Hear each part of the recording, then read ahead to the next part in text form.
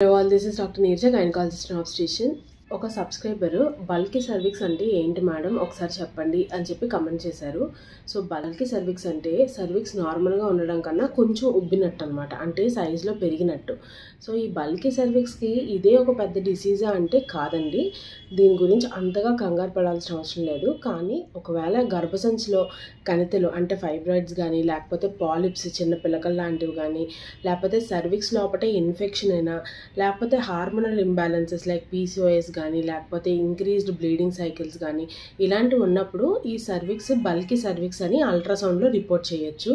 And ఒకవేళ మనం ఎప్పుడు బాగా దీన్ని సీరియస్గా తీసుకోవాలి అంటే బాగా బ్రైట్ రెడ్ బ్లీడింగ్ అవుతుంది, భార్యాభర్తలు కలిసిన తర్వాత బ్లీడింగ్ అవుతుంది, ఇలాంటి కండిషన్స్లో ఎగ్జామినేషన్కి వెళ్ళి ఒకవేళ ఏదైనా సస్పీషియస్గా ఉంటే క్యాన్సర్ సర్విక్స్ స్క్రీనింగ్ కోసం ఒక ప్యాప్ స్మియర్ తీయడం జరుగుతుంది. అండ్ ఫర్దర్ ఇన్వెస్టిగేషన్స్ చేస్తారు ఒకవేళ డౌట్ఫుల్గా ఉంటే. అంతేగాని యాజ్ సచ్ ఒకవేళ గర్భసంచి అంతా నార్మల్, ఓవరీస్ అంతా నార్మల్ అని ఇచ్చిన తర్వాత ఓన్లీ బల్కీ సర్విక్స్ అని రిపోర్టింగ్ చేస్తే దీనికి ఏం కంగారు పడిన అవసరం లేదండి. It is a natural process. Also ఎవరైతే విమెన్ డెలివరీ నార్మల్ డెలివరీ తర్వాత వెళ్తారో కొన్నిసార్లు బల్కీ సర్విక్స్ అనేది చూస్తూ ఉంటాం అనమాట. So I hope this video is useful.